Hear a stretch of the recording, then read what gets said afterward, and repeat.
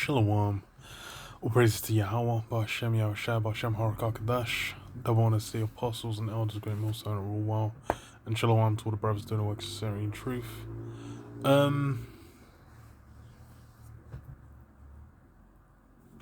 You got this article on the Washington Post. Basically going into how the banks, you can hear them if you put your ear to the window. You can hear these banks, creaking at the seams. The foundations are uncertain. Because while we're basically approaching, that moment, that time when there's going to be a flip, from the current monetary system and how it functions, and it's all going to flip back to the the prior system, the prior system, to the mark, man, to the mark. That's where it's basically looking to go. There's going to be that shift to where that charagma, that's going to be, the means by which transactions are made, or by which you engage with society. Because as it is now, that's basically something that's being pushed forward. That's something that's being pushed forward. But then what?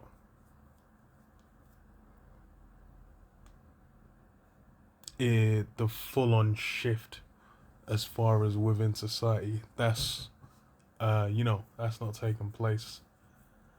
And that's, the justification for that it's basically been built up.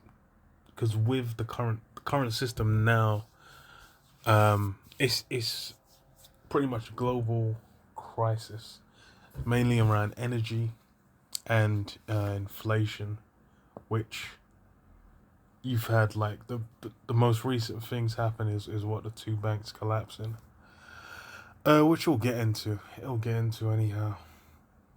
But I'll read it a bit. So it says, banking stress emerges as major concerns for financial stability. And this is what banking sector stress has shot up a concern for stability in the financial sector, according to the latest Federal Reserve survey on major risks to the economy. As inflation has eased over the past year, troubles at mid-sized banks emerge as a top concern among market analysts.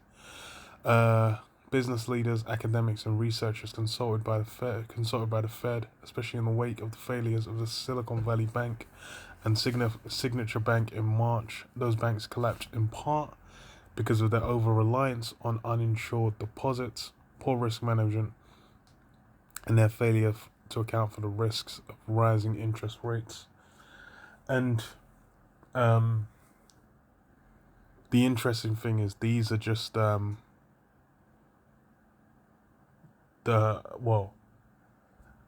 these banks are the only ones that have collapsed because of it. Because of like Silicon Valley Bank, I think it was because most of their investors were the hell are they called? They're called well, not Silicon Valley, what are they called? Startups. They were like startups, and because of a shift, they needed like liquid cash. Basically, the majority of the people investing in them needed liquid cash, which led to mass withdrawals, which led to them having no money, and then people doing a run because they realized, like, yo, now it's a wash. Like, these men are saying, they need. Man, we're doing public fundraising. It's kind of funny. But okay, let me read a bit more. So it says, as in Silicon Valley Bank and Signature Bank in March, those banks collapsed, but yeah. So it says, hazards that policymakers now see have the ability to trigger broader panic, despite the sight. And the thing is, as well, is like, as soon as panic sets in, or as soon as people start going for withdrawals and whatnot, then all the dominoes collapse. Because the function by which modern banking is done. Like fractional reserve banking basically means, you're getting 100 times leverage on average, just like loaning out money. And if if you got a bunch of big loans out and men are paying it back, they're like you got nowhere near enough to cover how much is meant to be deposited, because you're leveraging it 10 times. You've had it leveraged to you, and then it's just it's wild. And then depending on how the investments are going, because you've had for a minute the tech stocks, which is where a lot of people are making their money. So the AI thing started to kick off, there was a huge lull in like tech stocks, which fucked a bunch of people over. Like Facebook, Meta as they call themselves, was dwindling. Disney's dwindling. Netflix losing money. Apple as well. Microsoft. It was a big tech kind of downturn, and that's been where a lot of people had their money.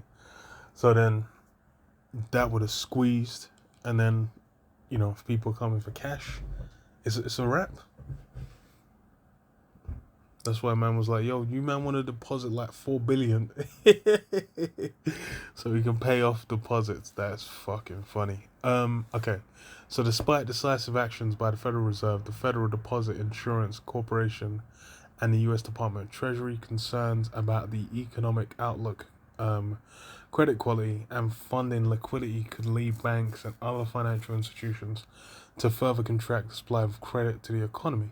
The report read, a sharp contraction in the availability of credit would drive up the cost of funding for businesses and households, potentially resulting in slowdown in economic activity. The thing now is that's already happening to an extent, but on top of that, the price of everything's going up, rent's gone up, energy's gone up. While I was working, there was people saying like their energy bills went up like 300%, 300% once the government support evaporated. So, given these things, it's wild. That's why, the cost of everything is going up. Because for most businesses to function now, the rent's gone up. The energy bills, energy prices have gone up. So it's wild. Like it's peak. They're trying to do their thing, but yeah, oh boy, good luck.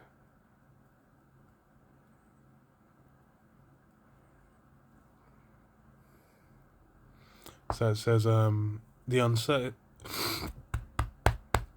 uncertainty tied to rising interest rates in other countries, geopolitical tensions, and the possibility of the US defaulting on its debt were also cited in the Fed's biannual survey.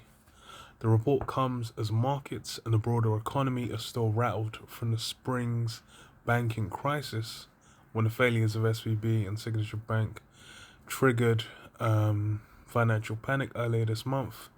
First Republic became the third US bank to be seized by regulators in the past 2 months. Stocks at a handful of regional banks are still taking a beating, and all over the country, small businesses are feeling banks pull back on lending, hampering their ability to invest and plan for the future.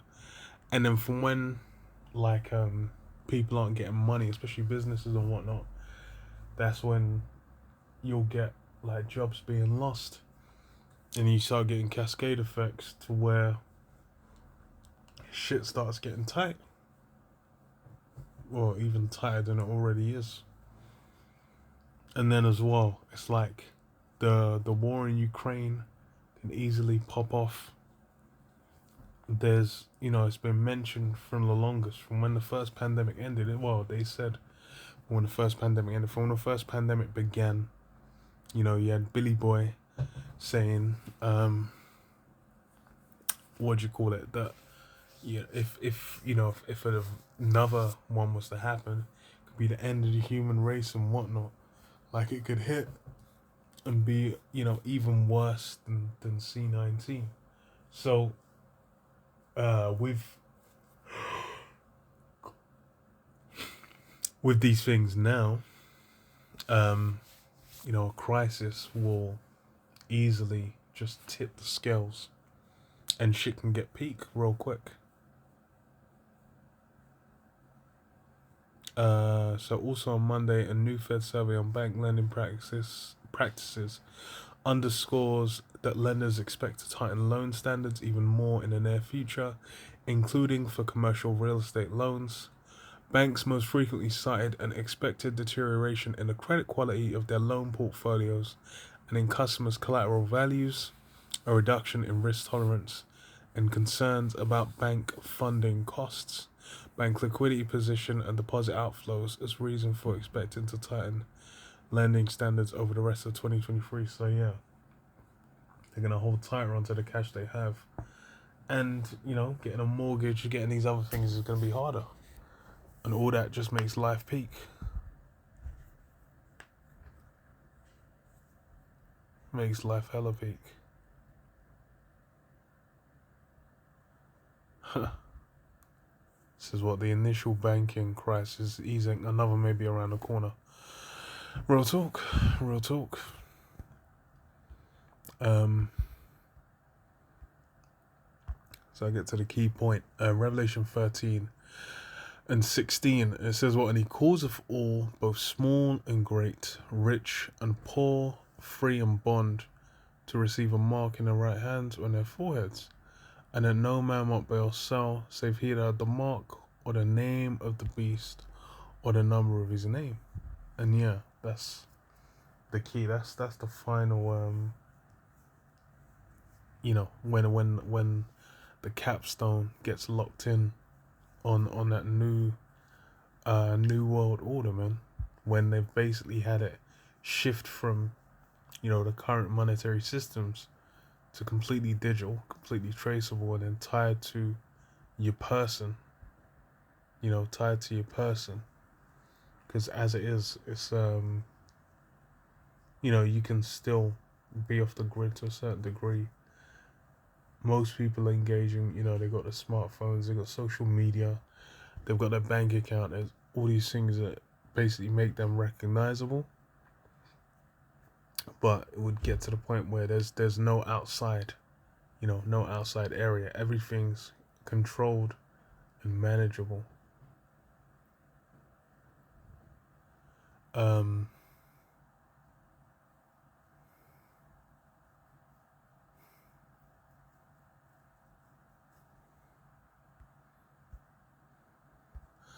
So Ecclesiastes 1, it says, "Remember now thy Creator in the days of thy youth, while the evil days come not, nor the years draw nigh, when thou shalt say, I have no pleasure in them, while the sun or the light or the moon or the stars be not darkened, nor the clouds return after the rain." So yeah, basically in a time when the judgment's yet to pass, man. There's still time for you to get in gear. But then what was it also say? "In the day when the keepers of the house shall tremble, and the strong men shall bow themselves, and the grinders cease because they are few, and those that look out the windows be darkened." Yeah, the grinders cease. That's the time where coming up on, as these crises tighten. Then what?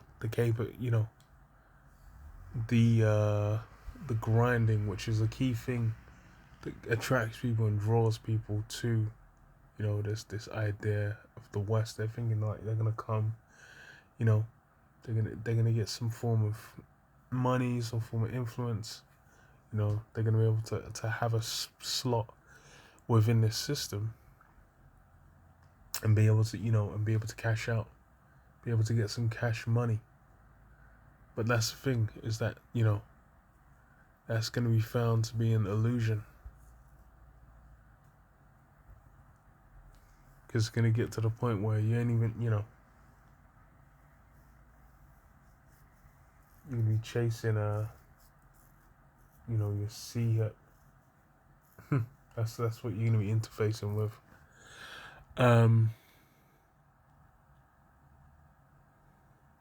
And the doors shall be shut in the streets, when the sound of the grinding is low, and he shall rise up at the voice of the bird, and all the daughters of music shall be brought low.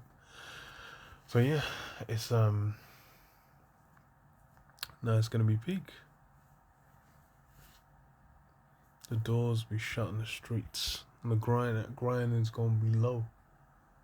And that's the thing. That's something that brings terror to the people in this society, because they think, damn, you know, I want to be able to go out and go to the theater, go to a concert, you know, go out for a drink. Go out. They want to be able to enjoy and use all the capabilities that you have within the society.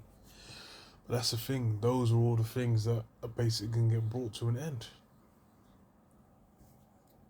Which, that's what people aren't ready for. That's why it's going to be such a shock. That grinding's going to cease. And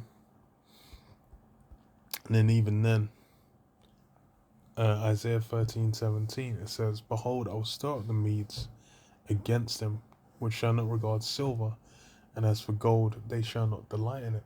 And yeah, those coming against Babylon, you know, the new, modern daughter of Babylon, they ain't gonna regard the real, the actual,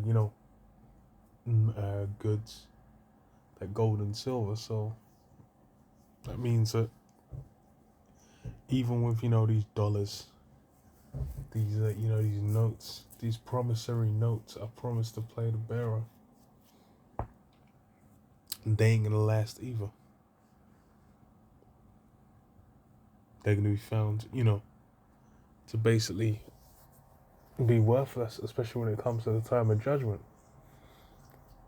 When these nations are all coming against, the American empire, essentially, that's all gonna come to an end. Money ain't gonna be doing much for no one. It's funny, it's what is the movie 28 Days Later? It's set in London, and it's like guy wakes up, what's it, Cillian Murphy? He's like the main character. He wakes up in a hospital, and then just like everything's abandoned. It's London's just looking desolate, and then he goes out and he's walking around.